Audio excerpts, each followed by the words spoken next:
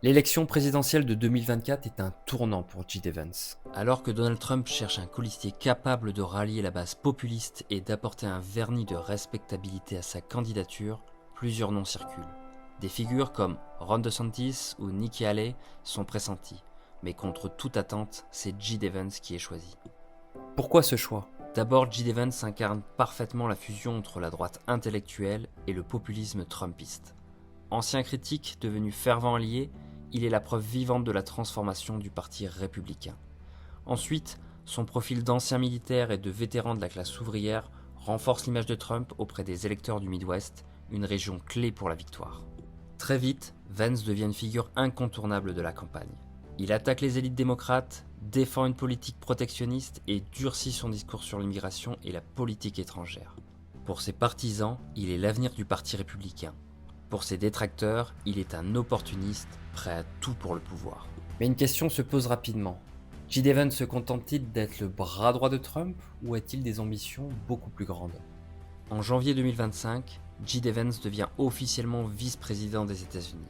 Un destin inimaginable quelques années auparavant. Mais le poste de vice-président est souvent ambigu.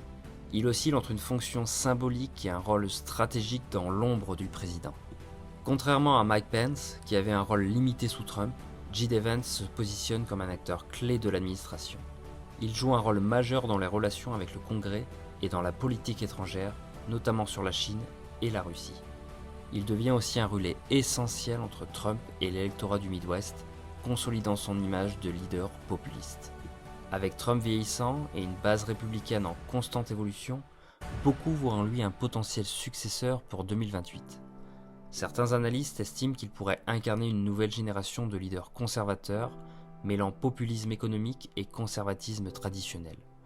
D'autres pensent qu'il restera dans l'ombre de Trump, incapable de s'émanciper de son mentor politique. Une chose est sûre, J.D. Vance est désormais une figure incontournable du paysage politique américain. Sa trajectoire fulgurante de Middleton à la Maison-Blanche illustre les mutations profondes du Parti républicain et du pays tout entier. En 3 épisodes, nous avons retracé l'ascension improbable de J.D. Vance. D'un enfant de la Rust Belt confronté à la précarité, il est devenu un intellectuel respecté, puis un sénateur, et enfin, l'un des hommes les plus puissants du pays. Mais que retenir de son parcours ?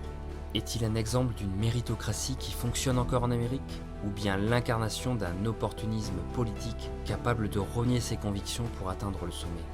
Son histoire, qu'on l'admire ou qu'on la critique, est avant tout le reflet d'une Amérique en plein bouleversement. Une Amérique où les élites traditionnelles sont contestées, où le populisme domine et où l'ascension politique repose plus que jamais sur l'image et la capacité à capter l'air du temps. J.D. Vance est-il un simple lieutenant de Trump ou l'architecte d'une nouvelle ère conservatrice ? Seul l'avenir nous le dira.